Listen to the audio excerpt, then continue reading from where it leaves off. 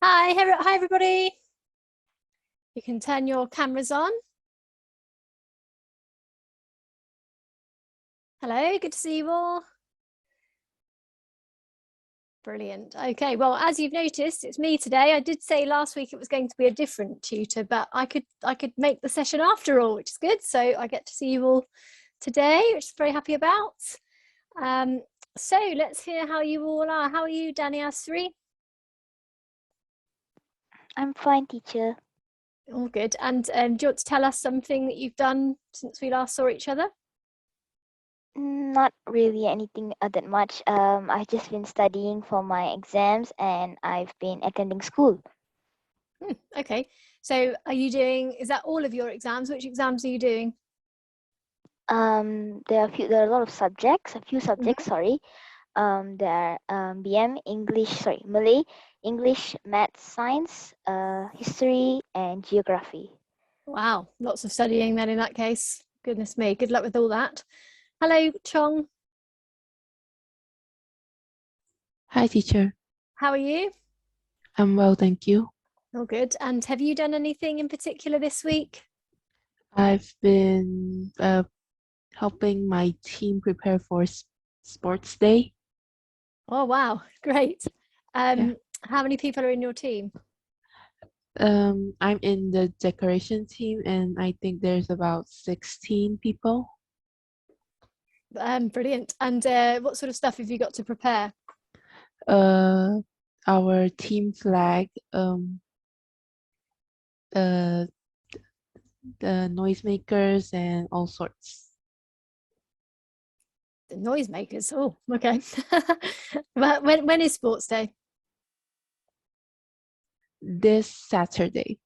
Ah, good luck with that then. Great. I'm sure all your hard work with the preparation will pay off. That sounds great.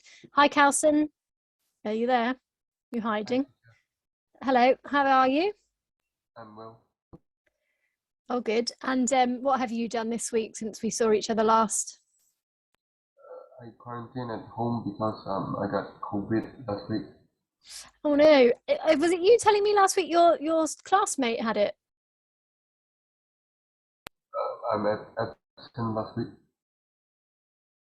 You didn't attend last week. Okay, yes, I'm just looking at the register. Actually, you're right.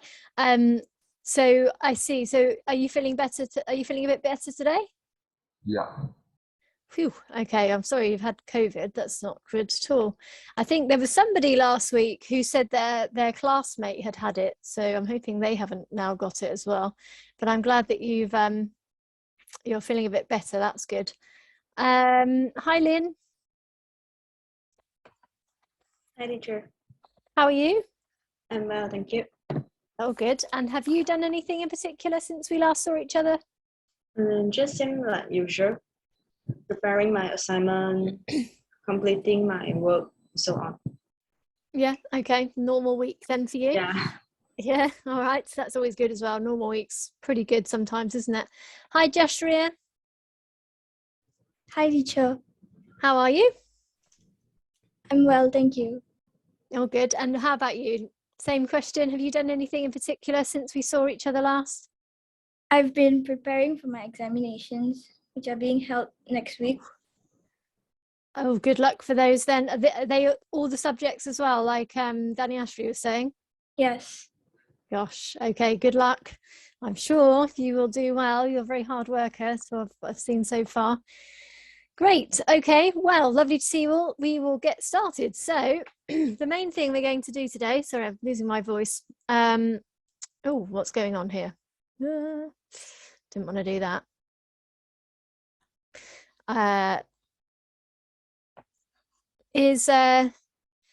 Continuing with Unit 12. Hopefully we'll reach the end of Unit 12 today, because that will be a good stopping point. Because as I said to you last week, we'll be doing an assessment next week and the week after. So hopefully we'll reach the end of Unit 12 today. We'll see how we get on. So that's based on the animal kingdom. So our main focus will be the speaking tests. We've got quite a lot of speaking exercises to do today. We've got some writing as well. And then if we get onto it, we will review Unit 12, so the grammar and vocabulary that we've learned in this unit. So let's just spend a little bit of time recapping some of the things we've done over the last couple of weeks. So let's see if, first of all, we can think back to 2 weeks ago, and we did a little bit of it last week, and see if we can remember what are each of the conditionals and how do we form them. So what was the first conditional?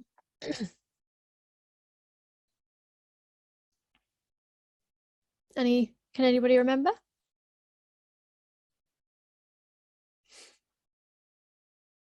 So perhaps let's look at the examples again together then, and then we'll see if we can think of an example. So we had the first conditional was the simplest one. We have if plus the simple present plus simple future. So we're talking about possibilities in the present or in the future. So if it rains, I will stay at home.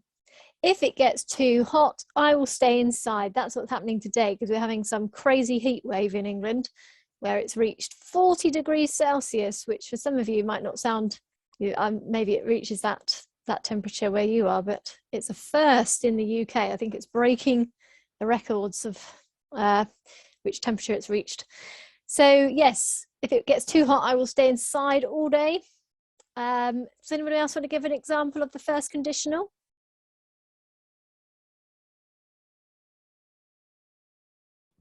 If it's sunny, I'll go out to play. Great, well done, good, good. So then it started getting more complicated, and we looked at the second conditional. This time we had if plus the past simple plus present conditional. So remember, those were for imaginary situations in the present or the future. So we're kind of talking hypothetically. If I won $1 million, I would buy a new car. I don't think I would actually. I think I'd go on a holiday or travel the world. What would you do if you won $1 million, Danny Asri? If I won $1 million, I would save it in my bank. Wow, you're very, very good. Yes, that's a good idea. Save it for when you need it. Very sensible. Lynn, what would you do if you won $1 million? If I won $1 million, I would buy a new house. Very nice. Chong, what would you do? Probably invest it. Invest Or- it. Oh, yeah. okay. So if you won $1 million, you would invest the money. Good plan. Yeah, okay. Carlson?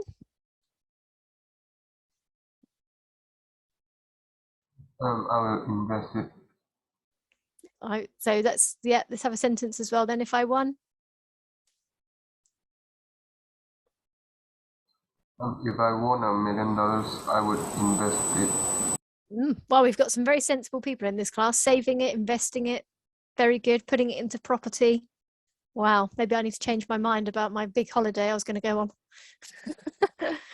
Maybe not the most sensible choice. Maybe you can use a little bit for a treat. Okay, so then we had the third conditional.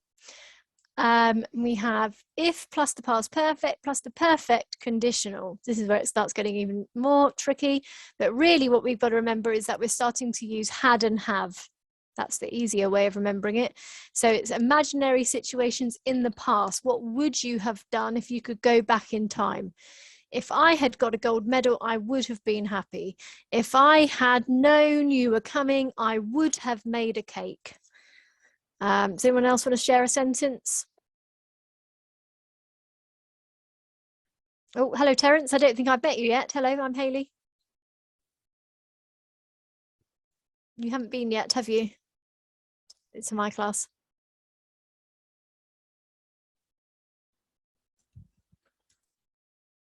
No, I couldn't hear you, by the way, Terence, but hopefully you can get your microphone sorted. But it's lovely to see you.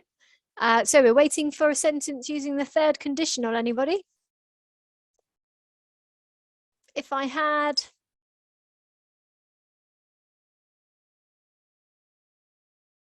You can make it real or imaginary. If I had done my homework, I would have, but I would have not been punished. Yep, good. Well done, Chung. I would not have. I think you put not have the other way around. I would not have been punished. Okay, good. Great. And then finally, we started looking at mixed, well, we did a lot of work on mixed conditionals. So we have if plus the past perfect plus the present conditional. So would, wouldn't plus the verb. So if I had listened to your advice, I wouldn't be in the mess.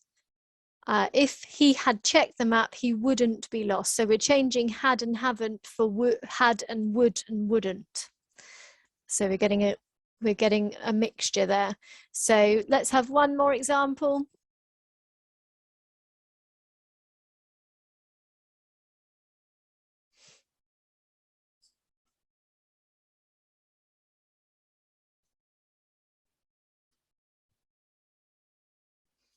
If I had gone shopping, I would have enough milk now. It could be something simple like that. Who's going to have a go?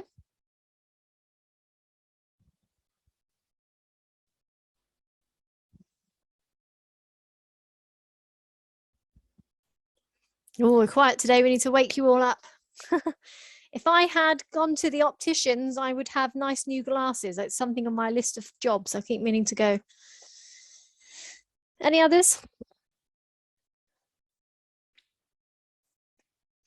Well, we have to wake you up. All right. Well, just my example for today then.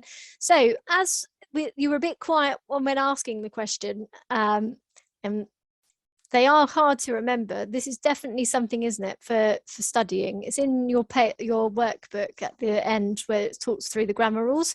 So definitely spend some time studying that because they are hard to remember. I find them hard to remember, to be honest, which one's which. So, you know, they're worth studying. So then last week we looked at using our grammar focus was then using I wish or if only or I hope. So who can talk through the difference? When do we use each one? When do we say I wish?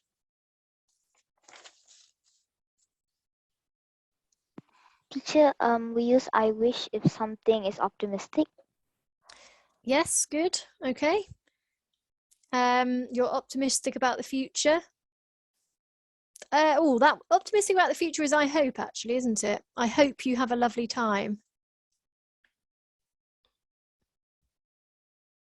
I'm not really sure, teacher.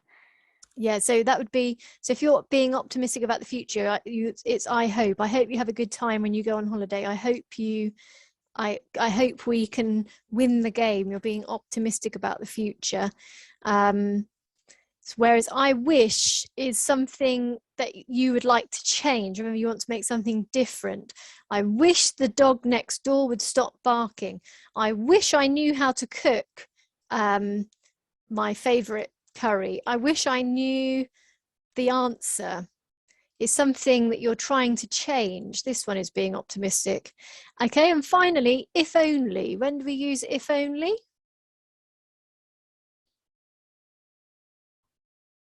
Something that you want to change that happened in the past. Past. Good. So you could say I wish. So why would you then sometimes say if only? You want to change something that happened in the past. Yep. Okay. So it's also good answer, Chong. But you also want to point to the stress fact that, or include the fact that you're stressing the point. It's a bit more emphasis when you use if only. If only I had studied. If only I'd gone shopping, I'd have all the things I need for dinner. You're saying it in a bit more of a with a bit more emphasis. Because you could still say, I wish I'd studied, I wish I'd gone shopping. Both of those work. So it's whether you want to make more of a point of it or not. So well remembered, everybody. Very good. Let's move on back then to the book. So we were looking at page 134 last week. And we didn't quite finish it off. We were just finishing it. Oh, sorry, we were just finishing section B when we got to the end of the lesson last week. We ran out of time. So remember, we were reading about surviving an animal attack. We had Colin Bristow and we had Chris Haslam, and we matched A and B to the right boxes here, 1 to 10. So we matched those ones up. So what I'd like us to do now is just finish off this exercise. So you're going to finish by reading, if you haven't already, C, Baz Roberts' account, and then D, Zebedee Ellis, who's age 6, and they've survived an animal attack. And then you're going to decide which of the remaining questions they are related to. Are they related to C or to D? So I think we'll take about 5 minutes. Shouldn't need much longer than that. 5 minutes, and that should be okay. So match those up, reading these two parts here. Terence, how's your microphone? Is it working now? No, can't hear you.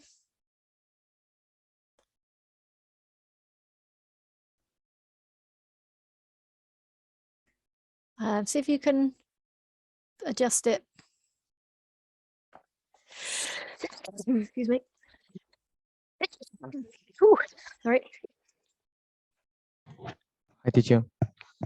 Oh, hello, great. It's working now. Good, good. Can you hear me now? Yeah, I can hear you now. That's great. How are you, Terence?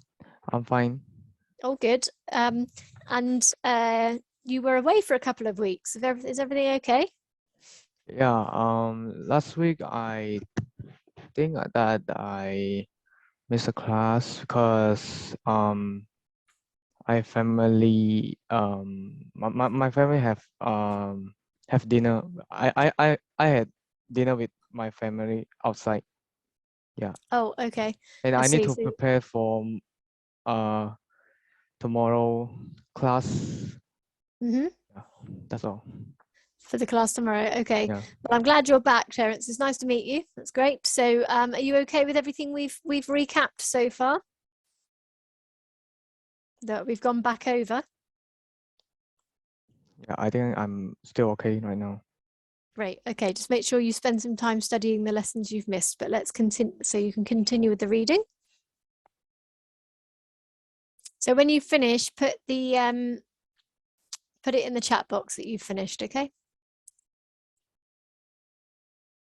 I'm just going to find our audio that we need. Unit 12. Speaking parts 3 and 4. Exercise 1. Now I'd like you to talk about something. Sorry if you could hear that. I was just finding our audio. Great. Some of you are starting to finish off as well. Good, good, good. All right. Well, looks like all of you have actually. 1, 2, 3, 4, 5 of you, 6 of you. Okay, let's go through this together then. So we'd already done A and B, so we'll just recap those as we go through. So Danny asked 3. Number 1 should be B. Yeah. Number 2 should be C. Good. Well done. Number 3. A. That one is an A. So believes his behavior caused the attack. Let's have a look at A.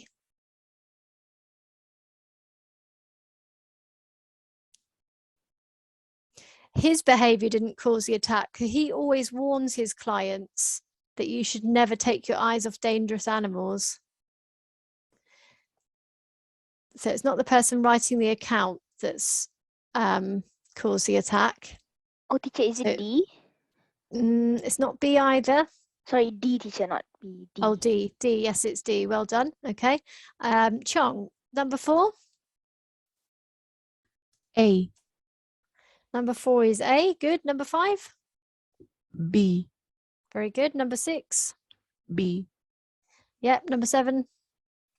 C, Ooh, number 7 is D actually. So regrets the result of his encounter. If you regret it, you wish it hadn't happened. You wish you hadn't have done something. So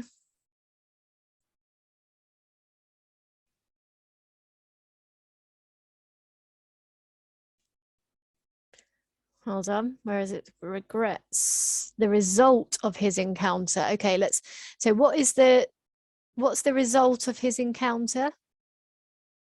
Ellis, age 6. he wished it had made some kind of scratch on his skin to show to Yeah. his friends.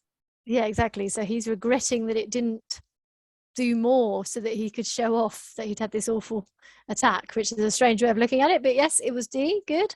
Terence, what's number 8, please? For number 8, I wrote B. Good. Number 9? D. Yep, good. And number 10? A. Great, well done. So we had a couple of errors there from people, maybe people listening into the answers, maybe you've had some errors as well. That's fine, but the main thing is that you go back to the text to work out why you were wrong, like we just did with some of those. I think that's the most important thing, rather than just changing the answer. You want to see where it went wrong. There was a word in C, I want to just check with you all. So it says, on our penultimate night in the Arctic, on the Arctic ice, as we were returning from the pole, I was just falling asleep when Paul's voice woke me. So what does it mean, our penultimate night? What does that mean?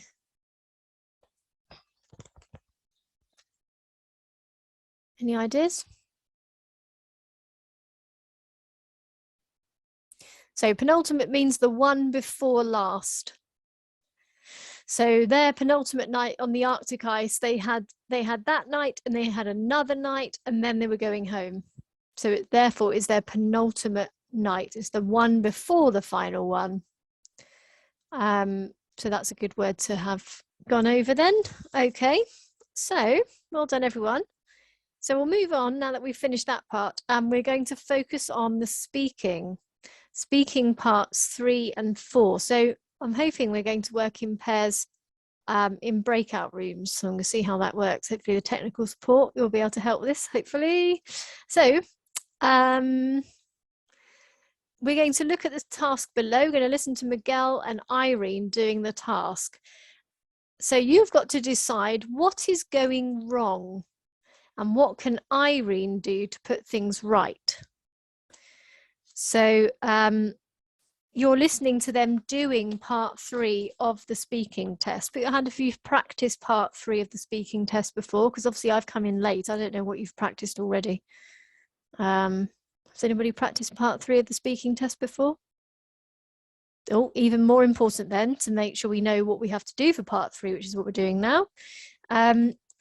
You will be paired up. You'll be paired up with somebody. So it's important we know what to do if you feel like it's not going how you would like.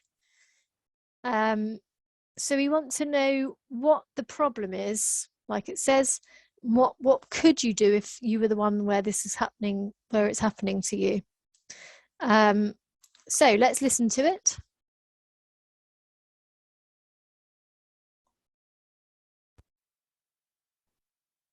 Unit 12. Speaking parts 3 and 4. Can you all hear that? Exercise 1. Yeah, teacher, I can hear it. Now I'd like you to talk about something together for about 2 minutes. I'd like you to imagine that a famous animal expert has offered to give a talk to students at your school about some aspects of animals and the natural world. Here are some of the subjects he has said he can talk about and a question for you to discuss. First, you have some time to look at the task. Now talk to each other about what students would find interesting and useful about each of these subjects. I think choosing a pet could be interesting and useful for students who are thinking of adopting a cat or a dog or some other animal to share their home so they can find the right one, or one that suits them, and not one which is going to give them problems. And the talk about animals in danger is important for learning to look after the environment so that animals don't become extinct or disappear. But, on the other hand, we see this sort of subject on television all the time. And for students, it might not be too interesting. But Also, I suppose if there are students who are thinking of becoming farmers or vets, then working with animals might be quite interesting, though it wouldn't really interest me. Okay, So let's think then. Part 1, what was going wrong in that speaking test?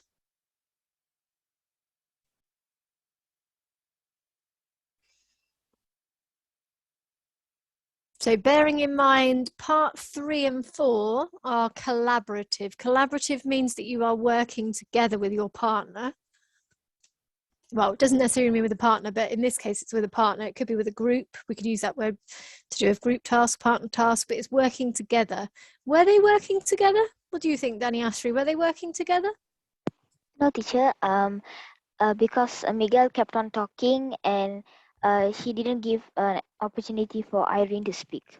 Yeah, exactly. He wasn't really remembering that this was a paired task. He was talking and talking and talking. Now, you'll get paired with somebody random, and they might not have done all this exam preparation that we have. They might not know that they have to let the other person speak. So we have to know what to do if this is happening so that we can confidently interject and get our points across, even if the other person's taking over a bit. It's good to know for everyday life as well, because hands up if you've ever been talking to somebody who maybe ended up talking a bit too much. Anybody? I know I have. Nobody, just because they're getting enthusiastic about it. So sometimes we have to sort of find ways of interjecting. So what can Irene do then? Oh, one other thing is, if this did happen in your speaking test, even if you didn't manage to interject, the examiner in part 4 will ask you more questions. If they've noticed there's an imbalance and somebody's taking over a bit too much, they will balance it out. So in part 4, when they ask you questions, they'll aim them more at you than the other person who's been speaking too much. So don't panic too much if this does happen, but let's try and learn some ways of putting it right. So what could Irene do to put things right?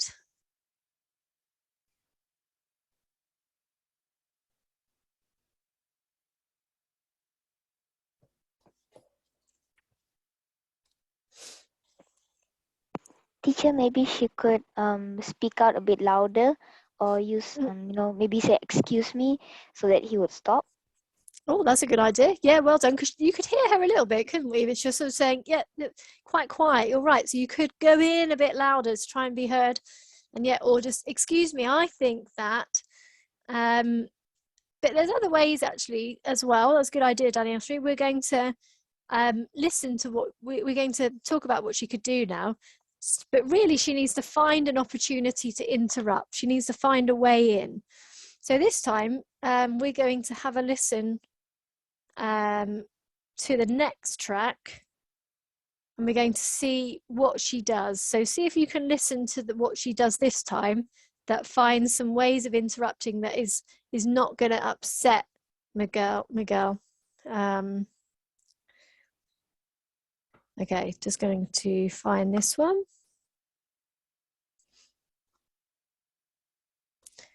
Sorry.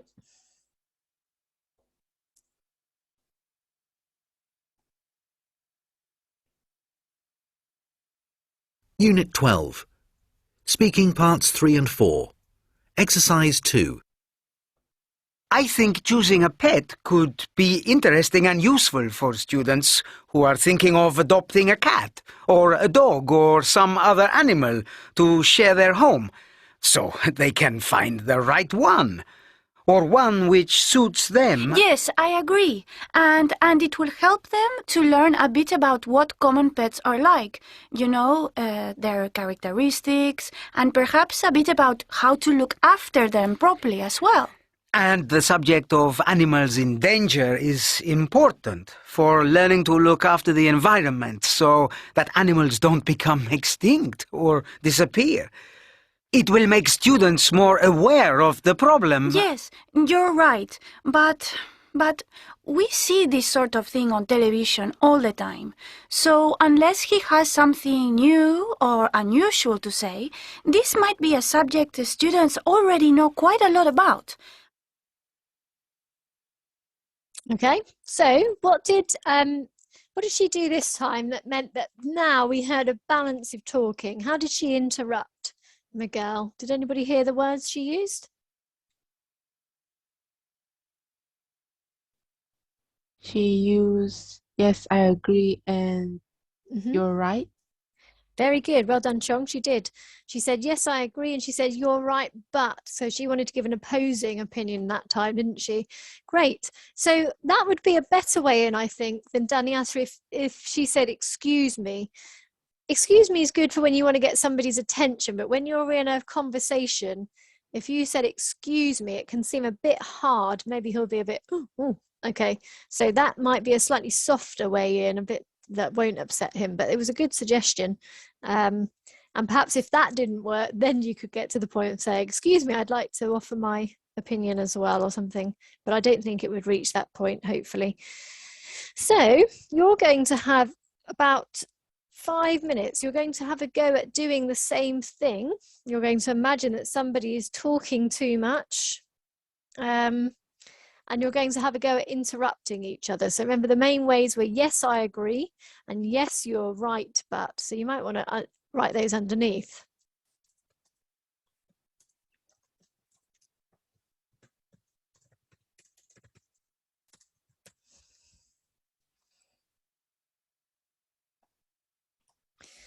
Okay, so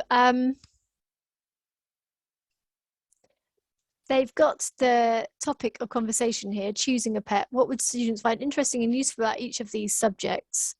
So you could talk about each of these when you go into the breakout room. But remember, the main thing to do is to try and interrupt each other politely. Have you used breakout rooms before, Danny Asri? Yes, teacher, a lot of times before. Lots of times, good. Okay, I didn't know whether you something you do in your class, so that's good to know. All right, let me just ask for these breakout rooms then.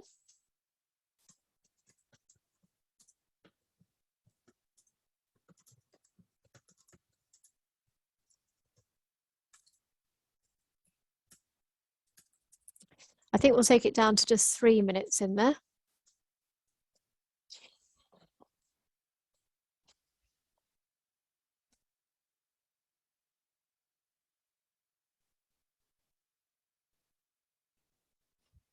And I shall just come by and listen in. I've just sent a message, but actually I think I might be able to do it from here, actually. 1, 2. So we need 2, I suppose.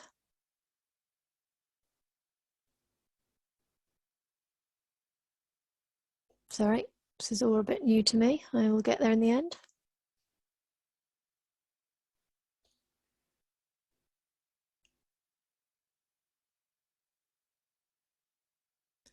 Perhaps we'll just do it in 3s for now, and then you can have a few more people talking at that point. Okay, I think hopefully that will work. Hopefully I'll remember how to get you back. So actually, let's add a room we can take out there.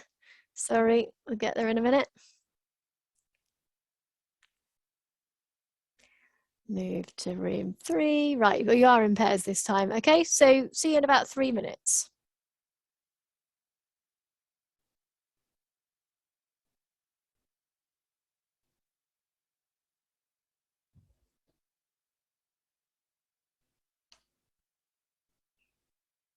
So you need to click to go into your room, Kelson.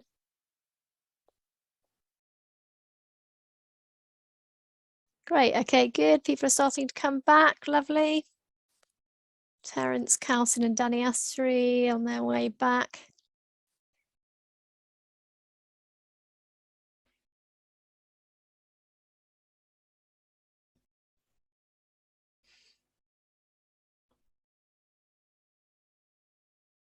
I think they will be back in a moment.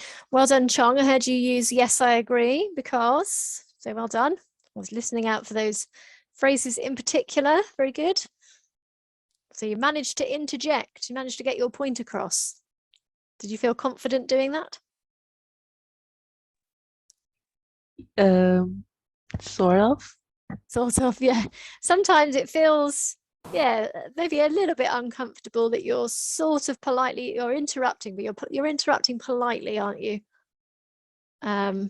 So yes, you've got to kind of get used to that and build up your confidence with that.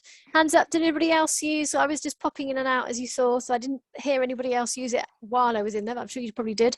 Who else used those phrases? Like what was her name in the exercise book? Can't remember her name was now. Irene. So yes, you're right, but, or yes, I agree because, or yes, I agree just on its own. Anybody use those? Did anybody manage to fit those in?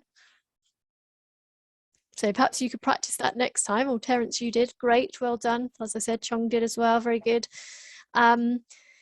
So hopefully you've had a little chance to practice politely interrupting. If you haven't had a chance, then maybe you could have a go when because I think we'll go into breakout rooms again.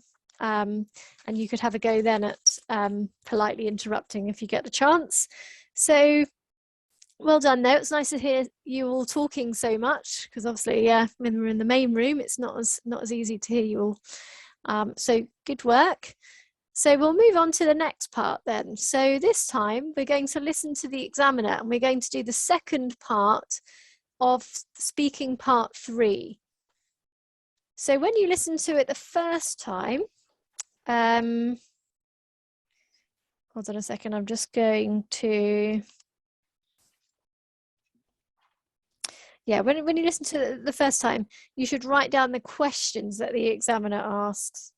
And then the second time, we're going to answer question 1. Okay, so we'll listen to it once, we'll write down the questions that are asked first of all.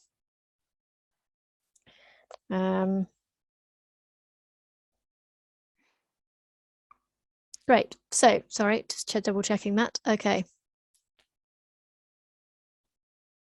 Unit 12. Speaking parts 3 and 4. Exercise 4. Now you have about a minute to decide which 2 subjects it would be best for the expert to speak about. Now we're going to skip on from that, sorry, that was the next one I meant. Unit 12. Speaking parts 3 and 4. Exercise 5. Irene, do you think animals should be kept in zoos? That's a difficult question. Some people say that it's cruel to keep animals in zoos where they don't have the freedom that they'd have in their natural habitat. They say that animals get stressed and can't relax, but I'm not sure that I agree. I think they can. If animals have some space, they can have a nice, relaxed life in a zoo because no other animals will attack them, and they don't have to look for food either. And what can children learn from keeping animals at home as pets? That's quite interesting. People often suggest that children learn to be responsible because they have to look after the animal. I think that's true. And also, from my experience, I think it's an extra relationship which develops children's ability to love and care about the animals and the people around them. And Miguel, what can people learn from watching programs about animals on television? Okay, so which questions did the examiner ask then?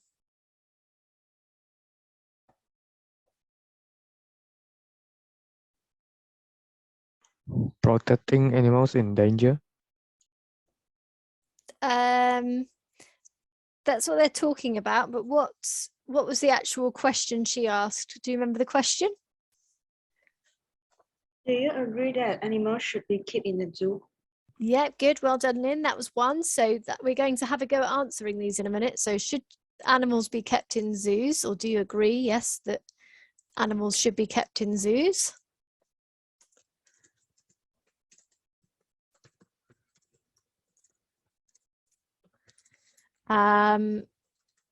What was the second question she asked? And notice how she asked Irene 2 questions before she moved to Miguel, because the examiner was balancing out so that people got equal chance to speak. So what was the question? Sorry, what was the second question she asked? Anybody notice it? Anyone hear it?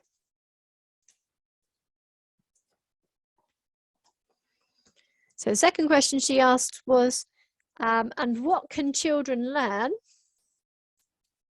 from keeping animals at home as pets?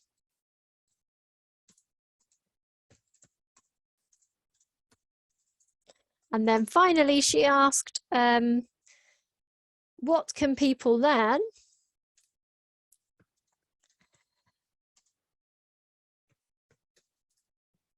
from programs about animals on television? So listen to it one more time. Listen to the answers and then think about how would you answer the question. I also want you to think about which of these strategies are used. So does Irene just give her opinion? Does she express a range of ideas but doesn't say which she agrees with? Does she summarize other people's opinions and then give her own? Okay, and then we'll have a go at completing this table afterwards. Great. Okay, so let's go with this one. Let's hear it again. Unit 12. Speaking parts 3 and 4. Exercise 5. Irene, do you think animals should be kept in zoos? That's a difficult question. Some people say that it's cruel to keep animals in zoos where they don't have the freedom that they'd have in their natural habitat. They say that animals get stressed and can't relax, but I'm not sure that I agree. I think they can. If animals have some space, they can have a nice, relaxed life in a zoo because no other animals will attack them, and they don't have to look for food either. And what can children learn from keeping animals at home as pets? That's quite interesting. People often suggest that children learn to be responsible because they have to look after the animal. I think that's true. And also, from my experience, I think it's an extra relationship which develops children's ability to love and care about the animals and the people around them. And Miguel, what can people learn from watching programs about animals on television? Okay, so hopefully you've listened again to some of her answers, thought about how you might answer. But let's have a look at question 5. What strategy did Irene use? So did she just give her opinion? Did she express a range of ideas? Did she summarize other people's opinions? Which ones did she do? Terence, what do you think?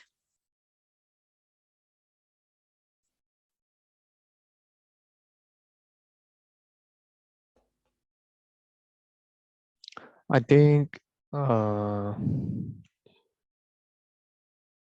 she just gives her opinion.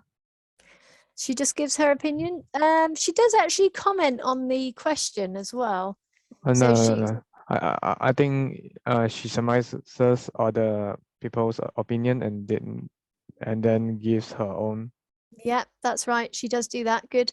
And she comments on the question. So she says things like, that's a difficult question.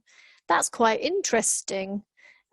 She introduces other people's opinions. So she says things like, people often suggest that, or some people say that. And then she says whether she agrees with it. I think that's true, or I'm not sure that I agree with that. So she's got a nice structure there, hasn't she? Comment on the question, introduce other people's opinions, and then say whether you agree. So you could write down that structure as one that you could use to practice. And commenting on the question is, I think, I always find it useful to do that because it gives you a bit of thinking time. So when you say something like, that's a difficult question, you've already got a few seconds to start thinking what you're going to say.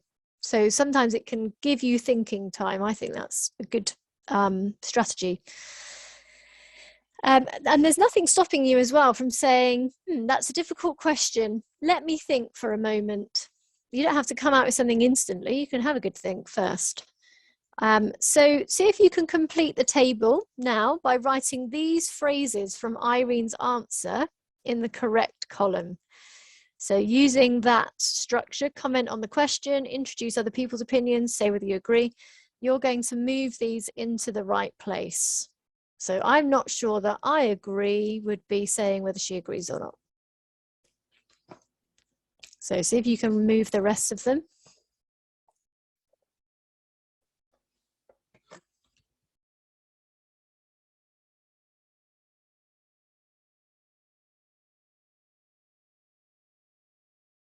Great, okay, so well done, you got that done very quickly. So people often suggest that. What is that one, Lynn?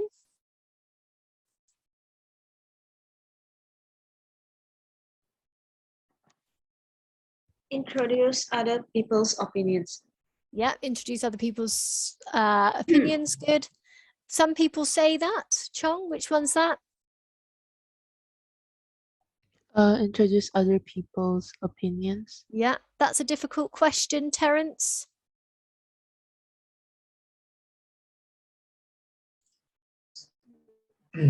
Say whether you agree or disagree with other people's.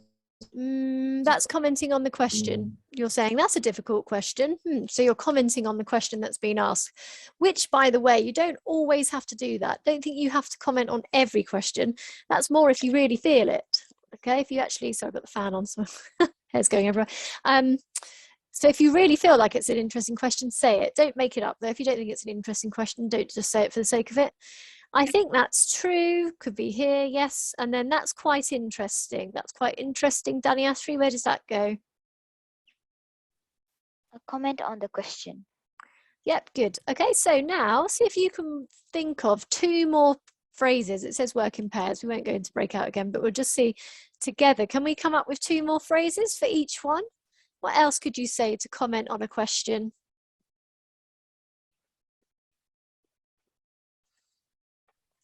Any ideas? Teacher, can I say that's quite fascinating? That's quite fascinating. Yes, that's quite a fascinating thing to think about. Yes, good. What else could we say?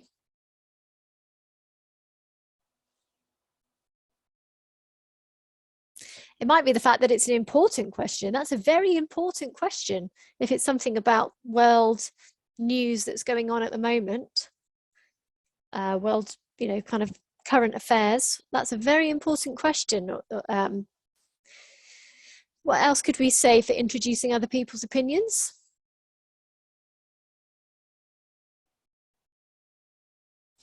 So quite a good one is thinking about the majority of people. You could say the majority of people think that.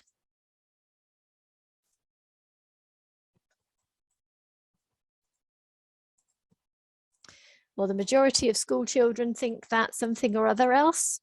How else can we say whether we agree or disagree?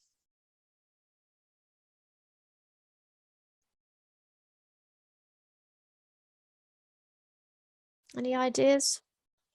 All a bit quiet today. You could say something like, I share this opinion. I do not agree with this opinion. I think the opposite. So something like, wow, that's a very important question. The majority of people think that pets can really help children to take responsibility or learn how to take responsibility. But I think the opposite, because, no, I don't really, so it's hard to think of a reason for that one. Does anybody have any questions about these three parts of the structure of the question, of those three elements of the speaking exam? No, good, all right, you're all taking it in, soaking it in, hopefully ready to do some amazing speaking exams. So we're going to now think about pronunciation, and in particular word stress, because we don't want to just speak in the same monotone voice like this, which none of you do actually. You've all got very good expression and intonation, but we can always make it better. So we sometimes pronounce individual words differently depending on whether we want to stress them or not. So we're going to listen to these phrases from Irene's answers again, and we're going to underline the highlighted words which are stressed. So some of them aren't stressed, some of them are. So we'll just listen to the first bit, and we'll talk about that first bit together first of all. So I think it's this one. Unit 12. Pronunciation. Exercises 1 and 2. That's a difficult question. Some people say that it's cruel to keep animals in zoos where they don't have the freedom that they'd have in their natural habitat. Okay, so it's quite hard. It's not massively obvious. Did anybody hear which ones out of those 4 highlighted words are stressed? Teacher, that and some is what I heard. Yeah, well done. Very good. It was quite subtle, but there was more stress on those words. That's a difficult question. Some people say that it's cruel, yeah. So we want to think about which ones we're stressing. Keep going. We'll do a paragraph at a time, I think. They say that animals get stressed and can't relax, but I'm not sure that I agree. I think they can. If animals have some space, they can have a nice, relaxed life in a zoo. Okay, so let's have a think about that one then. Carlson, which ones were stressed?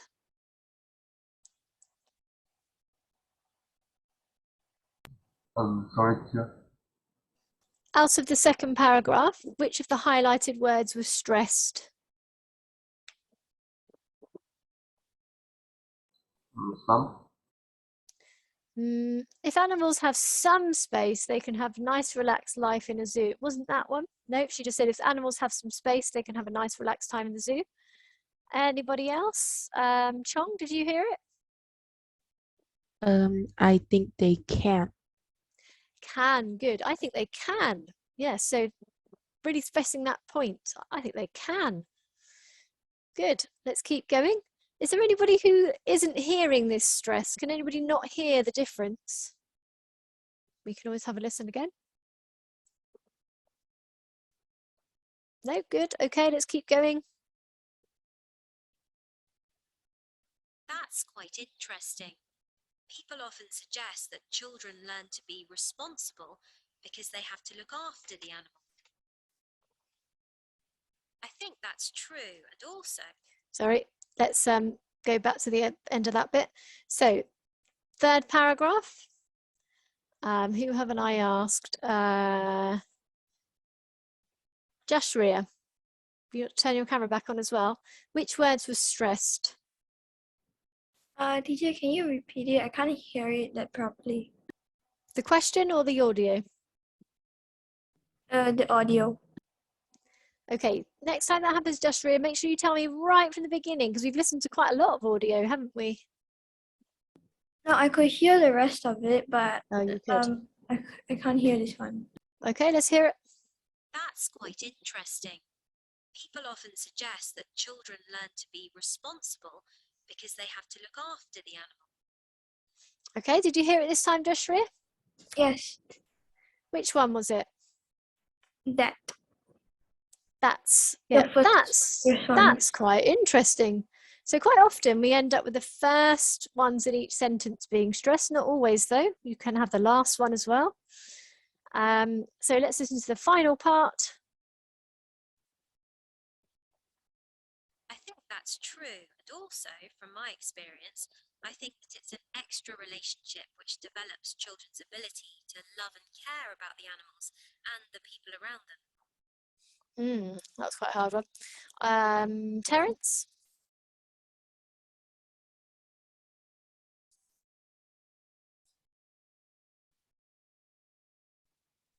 Sorry, teacher, could you repeat for me, please, one Should time? we go back one more time on the audio? Yep, it was quite hard to hear that one. That's true, and also, from my experience, I think that it's an extra relationship which develops children's ability to love and care about the animals and the people around them.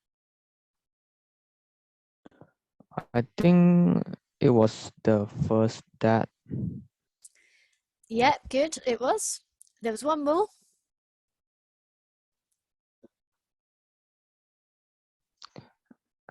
And the last N. Yeah, well done, good. That was a very subtle difference there, which develops children's ability to love and care. So that's really quick, love and care. We almost don't hear the D. We just hear and care, love and care about the animals and the people around them and the people who around them. It's longer. We hear the D more. Okay, very good. So good job there. I think, let me just see what else was coming.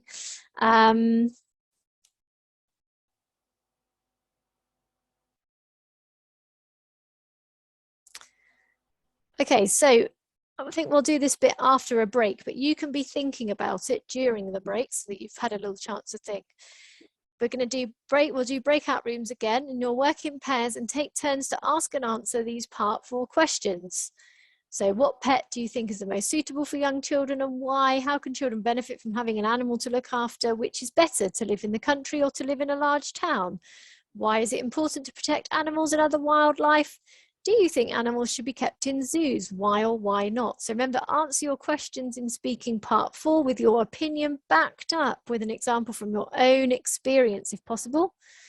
Be prepared to discuss with your partner. You will gain marks if you have a conversation rather than just speaking one at a time. So that's why we're using things like, I agree, but that's an interesting question. You can use this table here to help support your structuring your answers. So have a little think about that while we have 15 minutes to just refresh. And when we come back, we'll just review that and we'll go into breakout rooms and practice. That will be the final part on speaking, and then we'll move on to listening. So well done, everyone. Great first half. I will see you in 15 minutes. Bye-bye.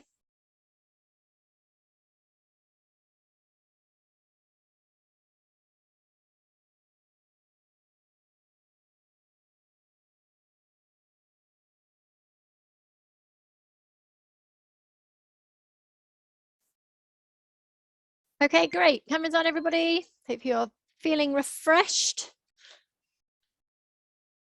And we will get back to what we were doing,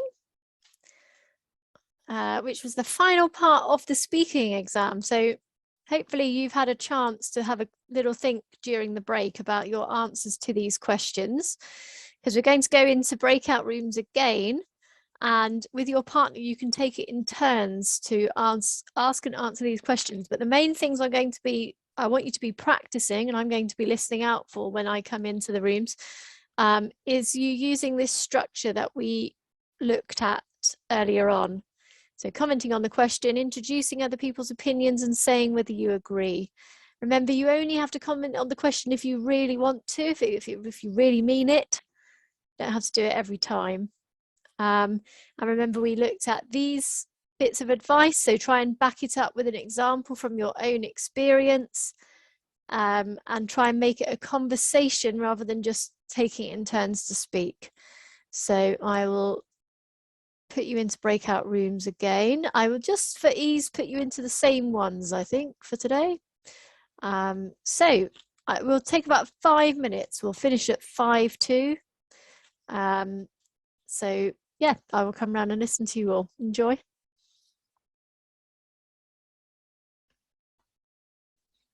What's happened here? Hold on.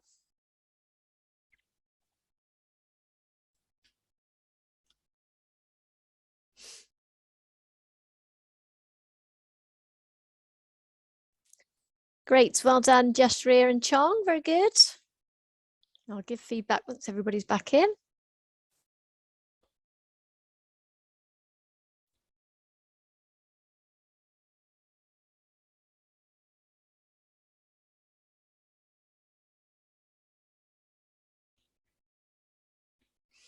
Great, just Calson and Danny Asri now then.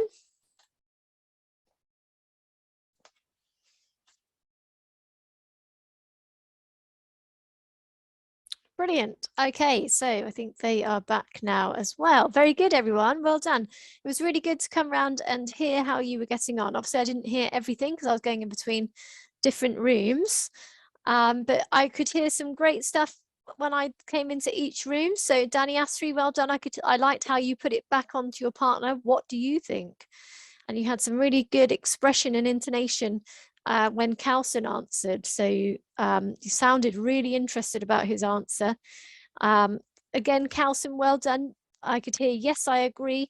And the two of you were working really well together to make it a good conversation between you both, rather than just taking it in turns to answer. So well done. So moving on, Lynn and Terence, I heard, yes, I agree with you, again with you too. Lynn, I like how you structured one of your answers. One of the benefits would be that. Terence, you stopped to think for a moment, which is perfectly fine. Maybe be more obvious about it, because I think sort of under your breath, you sort of said, let me think. But you could just say it out loud so everybody knows you're having a little bit of a think before you speak. But good turn taking with both of you as well. Chong and Jashria, so well done. Chong, you presented your ideas really confidently. You backed it up with some good reasons. Well done. And then Jashria, you said, yes, I agree, use that method as well. And then you invited your partner to speak when you kind of run out of ideas a bit, which is absolutely fine as well. So well done, everyone. Really good job. Does anyone have any questions about that part of the speaking, or anything that you felt you wanted to know how to become more confident in certain areas or anything? No? All right. Was that a useful practice? Lots of nodding. Good, good, good. All right. Okay. So I think in that case, then we'll move on to the next section. And we'll have a look. So well done. That was a lot of work on speaking today. So you've done a good job of that. So we'll move on to writing now. Writing part 2, which is a letter or email. So you're going to read this task and you're going to discuss the questions below. So we'll do some of this as a group. We might go into breakout rooms again. So you've received a letter from your British friend, Les. Read this part of the letter. So Chong, could you read this to us, please? Sure. I'm thinking of visiting your country this summer. I'd be interested in seeing some beautiful scenery. Also, we'd like to see some wildlife. Can you advise me on where to go, what to see, and the best way of getting around? Best wishes, Les. Great, well done. Okay, so we're going to be replying to that letter. So you'll think about what 3 things you must deal with in your letter. What have they asked for? What advice would you give Les about your country, and what style would you use? So let's tackle those 3 things first of all.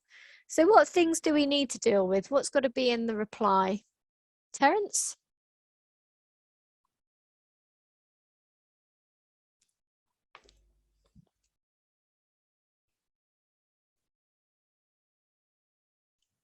Teacher, could you repeat for me again, So please? what 3 things must you deal with in your letter? So what sort of things are being expected, are you expected to include? Our name. Yes, you'll say who it's from. If you think about the content of the letter from Les, what are they asking you for?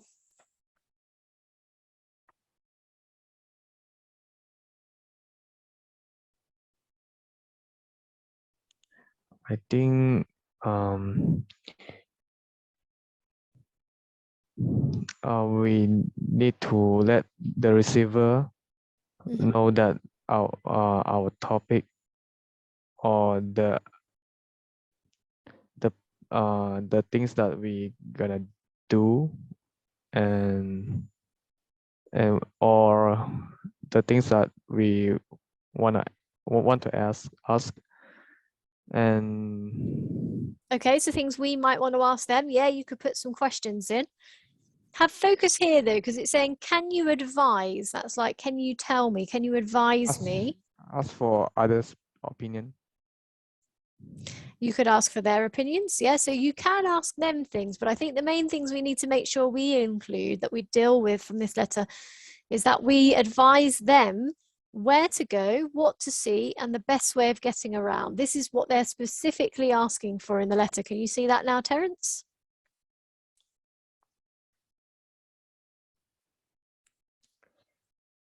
So these were the 3 things we need to make sure we reply with. Where to go, what to see, and the best way of getting around. Any questions about that, Terence?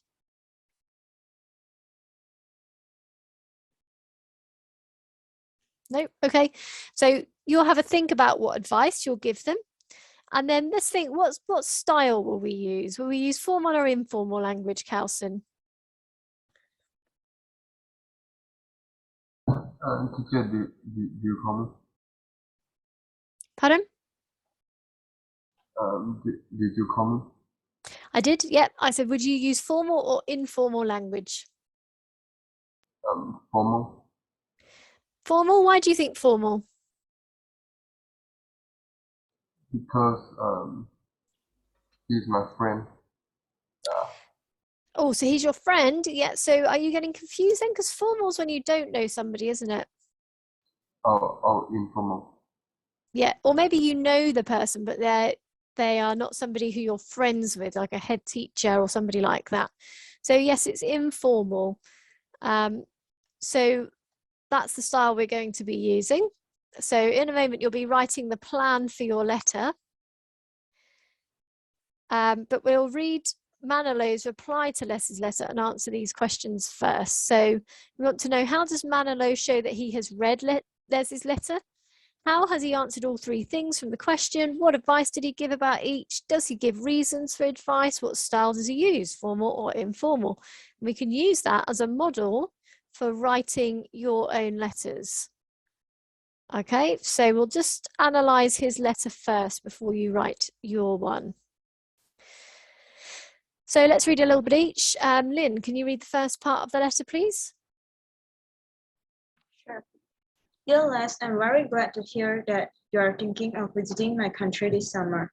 You can see beautiful countryside and scenery all over the country, although it varies a lot depending on the region. Well done. Stop there. Okay, next bit, please. Who's next? Danny Asri. If you want somewhere that's not usually too hot in the summer, I'd advise you to go to Asturias in the north of Spain. It's a region which has some fantastic mountains as well as green countryside and beautiful rivers. You should visit the Picos de Europa, which are really spectacular mountains and canyons. All the paths are clearly marked, which makes walking quite safe, and you're sure to see a lot of wildlife while you're there. You may even see bears and wolves if you're lucky. Super, well done. So some little pronunciation point here. I've heard this with a couple of you now. We've got the word advise. Oh, not like that. Advise and advice. So we need to be careful that we're looking at whether it's got an ISE or an ICE, because they mean something different and we say them differently. So the first one we have advise. Can you advise me? And the second one is advice. Think of the word ice. It ends with the word ice. Ice is a noun, so is advice. Can you give me some advice? The advice is the thing that you're giving, whereas this one is the verb. Can you advise me? You are doing that. You are advising them to advise. So check the difference there. But let's carry on. So this time, can we have Jashria, third little bit there, please. If I were you, I'd hire a car to get around. The best idea would be to hire it online before you leave home. Make sure that you take warm clothes and a raincoat, as we can have heavy rain even in summer. I hope you enjoy your holiday and have good weather. Best wishes, Manalo. Manalo, great. Well done, nice reading. So how does he show that he has read Les's letter then?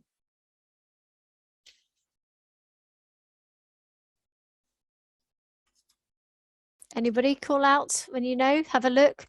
What phrase does he use in the letter to show that he's read Les's letter and he's replying to it? Teacher, is it the first sentence when he says, I'm very glad to hear that you're thinking? Yeah, that is right. That is exactly right. So he's showing that he's read it by saying, I'm glad to hear that you're thinking of coming to my country. Therefore, I know you're doing that because I've read your letter. So has he answered all three things?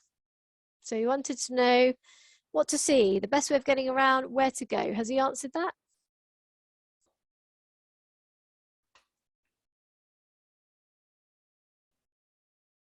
So let's start with where to go. Where does he tell him to go, Chong?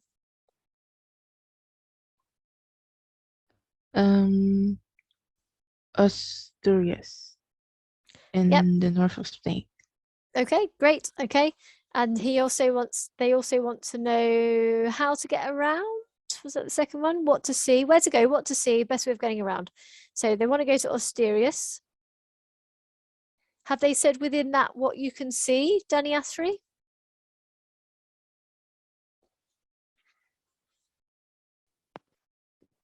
I think so, teacher. But what is it that you can see? The fantastic mountains and Yeah, okay. and the green countryside and the beautiful rivers.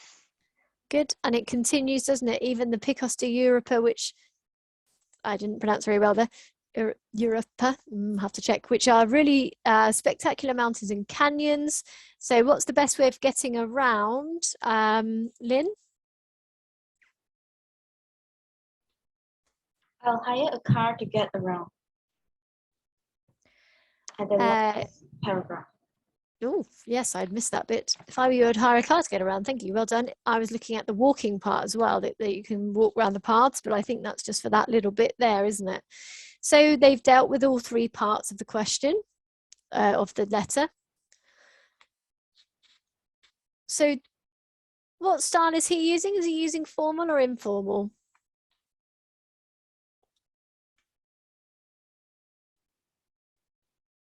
Informal. Yeah, informal language back. We've got, I'm very glad to hear that you're thinking of visiting my country this summer. It's not particularly formal opening, is it? I hope you enjoy your holiday and have good weather. That's a nice informal ending. Notice how some of our grammar is being used in this letter. I hope. If I were you, I'd hire a car to get around.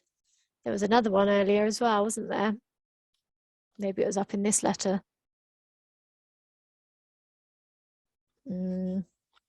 Can't remember where that was now. So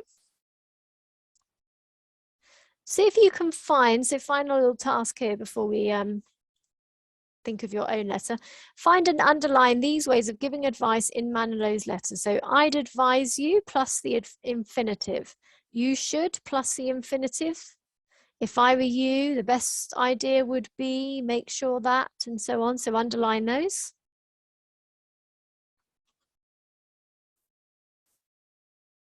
Okay, has anybody spotted I'd advise you plus the infinitive? Can anybody see that within the letter?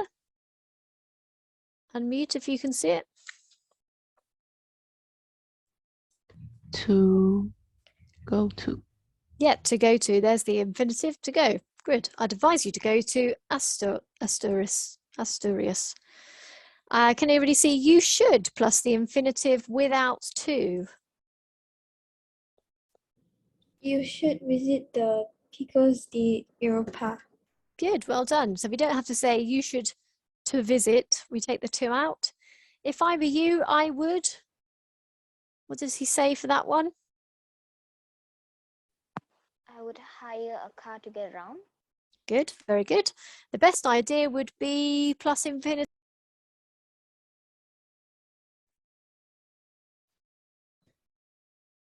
To hire it online. Good, and then make sure that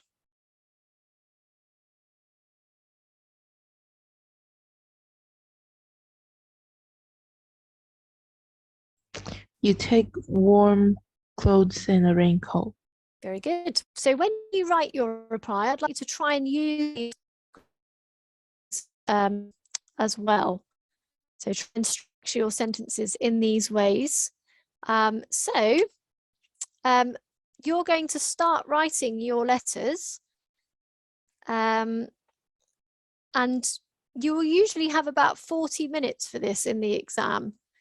So we've obviously only got 15 minutes now, so you can make a start. I will be here to answer any questions, but it's a good idea to plan your work first. So you might want to plan what goes into paragraph 1, paragraph 2, and so on, and then start writing it up. And then you can finish it off. Do you usually have homework? Chong, do you usually get homework? Sometimes we get homework. Sometimes, yes. So this is going to be a sometimes here that you're going to finish it off So try and get as much done as you can in these 15 minutes. And then you can submit it. What's the usual way that you submit your writing, Chong? Actually, we've never submitted any work before. Ooh, okay. So perhaps then in that case, you could do it on a Word document, or whatever you would usually write on, Word, Google Docs, whatever you might write on. And then you can send them via the chat box in the next lesson, actually. That's something we can do, or we can open them up and share them in the next lesson. But obviously that's the assessment next. So I think that would be the best way of doing it. So everybody needs to make a start now. My laptop does this thing where it goes black on the screen, so I can't see anything. Start while you get started, not in a minute. And then I'll be here to answer any questions that you have about the letter. Okay, so make a start, and I'll be back in 1 minute. It's going to restart.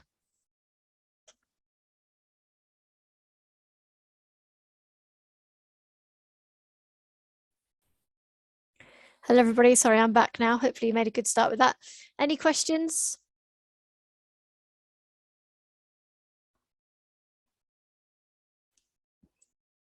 Nope. Okay. I will let you keep going then.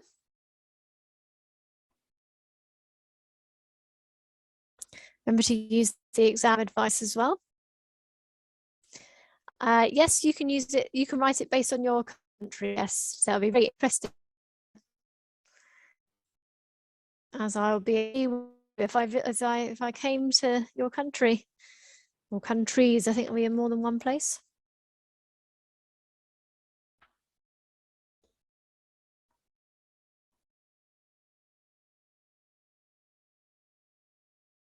Great. So just write any questions that you have in the chat box. And we'll keep going for about another 8 minutes. Get as much as you can done. Or maybe we'll go for 5 minutes and then we'll hear a little bit of each of yours.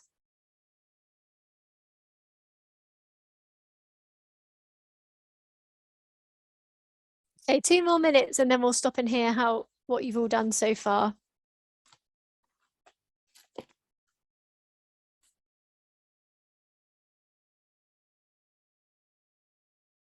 Okay, finish the sentence you're writing and then we'll have a little listen to everybody's. So who would like to go first? Oh, don't all jump at the chance. I'm going to choose somebody randomly then. Danny Asri, how did you get on with yours?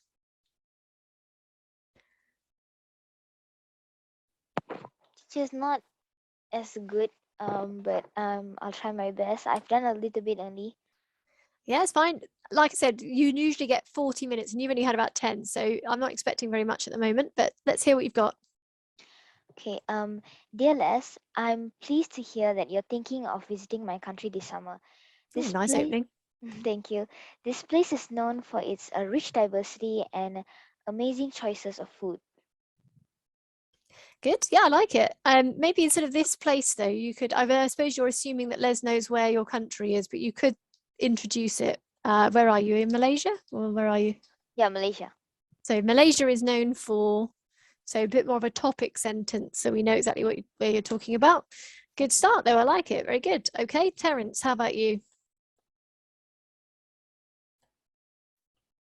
Actually, I just wrote a short. A short amount, that's fine. Do you want to, should we just hear that little bit then? I almost similar as Dennis. I wrote dear. I wrote dear Yes. Henry. Oh, Henry, yep.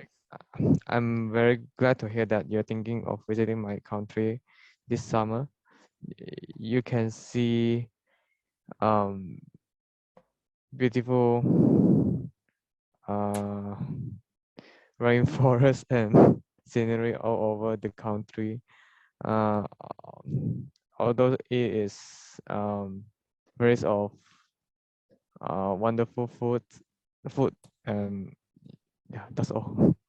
That's And nice, that's good. And where are you, Terence? Yeah, Malaysia. Great. Okay, that sounds really good. That's a good introduction. Well done. Very strong introduction. But time for one more. Is anybody desperate to read theirs? Jashria, Lynn, or Chong? Anyone desperate to get in there before we lose time? Teacher, can I read mine? Go for it, Jashria. Oh, look, Chong and Lynn. Go on, Jashria. Dear Les, I'm thinking, oh, sorry, I'm so sorry. I'm really glad to hear that you're thinking of visiting my country this summer. Usually it's sunny during the month of July, but it's frequently raining. It's raining. May I say, so maybe say it's raining frequently at the moment. So we know you're talking about this July, yes? Oh, okay, teacher. Is that a true story? Yeah, it's Oh true. no. Oh, I hope it stops raining soon. Although maybe, do you like the rain? Yes, it's You do? really cooling and relaxing. Yeah, I quite like listening to the rain. It's quite nice, isn't it? Great. All right. Well, Chong and Lynn will hear yours next time. So we'll start next time. So try and finish those for homework, please. So spend about another 30 minutes on them. We'll hear them at the beginning of next week's lesson, or maybe even manage to share screens or put them in the chat box. We'll figure out a way. So come to the lesson with it. But the main thing is I want you to make sure you're prepared for our mock exams next week and the week after. We're going to be doing it over 2 sessions. So that's what we'll be doing then. Lovely to see you all today. Super work again. Very well done to you all. I will see you all again next Monday. Well done. Thank you, teacher. Thank you, teacher. Bye bye. Well See you next done. Thank you, Monday. teacher. Bye. Thank you. Bye.